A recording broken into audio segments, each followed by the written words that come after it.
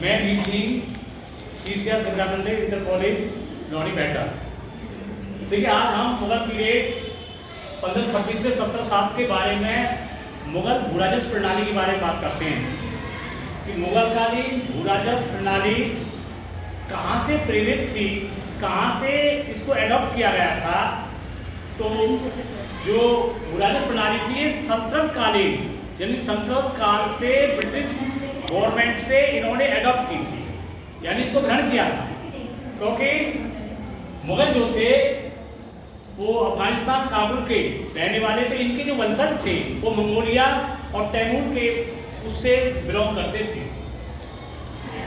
तो किस प्रकार से इन्होंने यहाँ इस्टेब्लिश हुए और किस प्रकार से यहाँ अपना जो भूराजस्व प्रणाली को इन्होंने प्रचलित किया।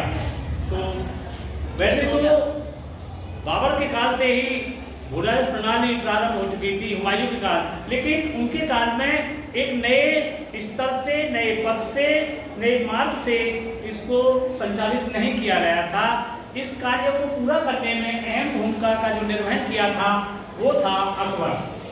ठीक है, अकबर ने अपनी जो भूराजस्व प्रणाली को एक जमीन को और उन्होंने भूराजस्व प्रणाली में कुछ नए, जैसे उन्होंने जो पहला प्रयोग किया दहसाना प्रणाली। दहसाना प्रणाली को जब्ती प्रणाली भी कहते हैं, अर्थात भूमि की पैमाइश करना।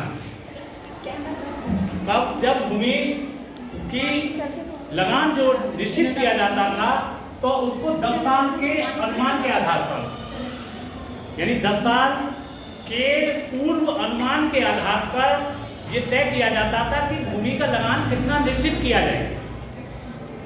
तो उन्होंने इस प्रकार से जब्ती प्रणाली को लागू किया और जब्ती प्रणाली का जो जनक था वो टोडरमल था। टोडरमल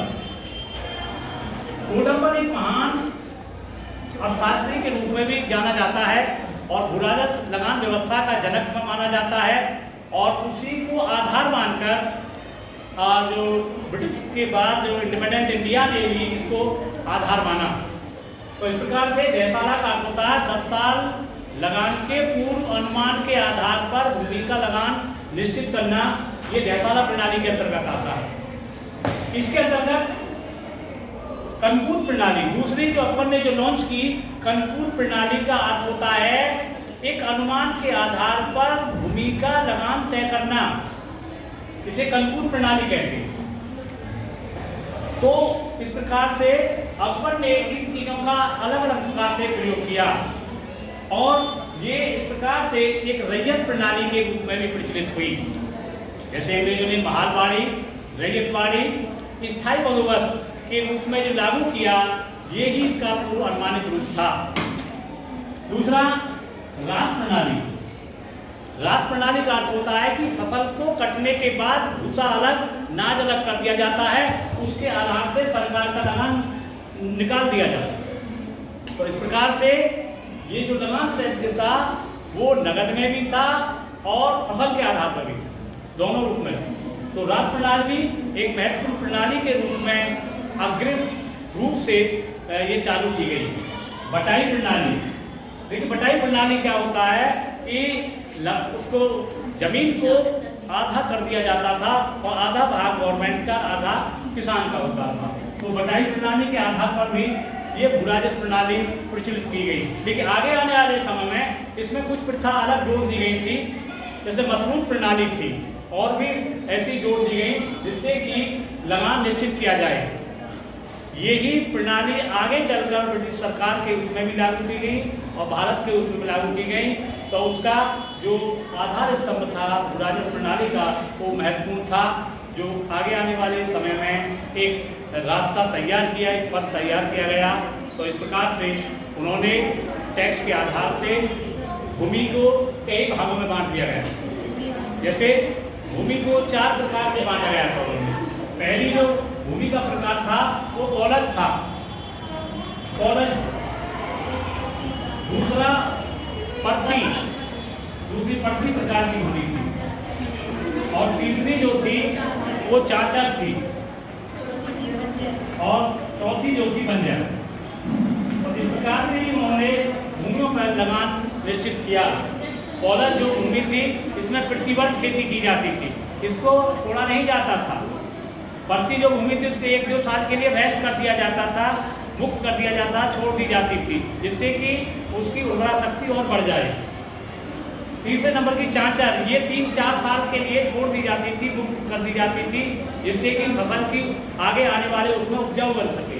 उसी प्रकार से बंजर प्रकार की भूमि थी जो जिसमें खेती होती नहीं थी और ये सरकार क्या नहीं होती थी ये भूमि। इसी प्रकार से किसानों के प्रकार, किसान 3 प्रकार के होते थे। नंबर 1 खुद काश्त, और नंबर 2 थे पाही काश्त,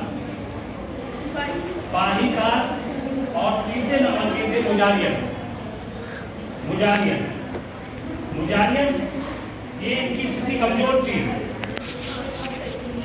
पहले नंबर के जो जिनके पास काफी भूमि होती थी और वो भूमि पर अपना पर्सनल अधिकार था और इनके पास एकड़ भूमि थी, तो इनका महत्वपूर्ण उद्देश्य था कि नीचे आने वाले जितने भी किसान थे उनकी सहायता करें। दूसरा पाही काश्त, इनकी जो जमीन पर कम जमीन होती थी वो भी दूसरे गांव में होती थी वो जमीन, पाही काश्त। और तीसरे नंबर की जो जमीन थी मुजारिया किसान, यानी ऐसे किसान जिनके पास जमीन नहीं होती थी और दूसरे गांव में जाके बटाई पर खेती करते थे, तो उसे हम मुजारियन कहते थे। तो इस प्रकार से ये मुगलकालीन भूराजस्व व्यवस्था का वर्णन है। तो आज के लिए धन्यवाद, कमेंट और शेयर करें।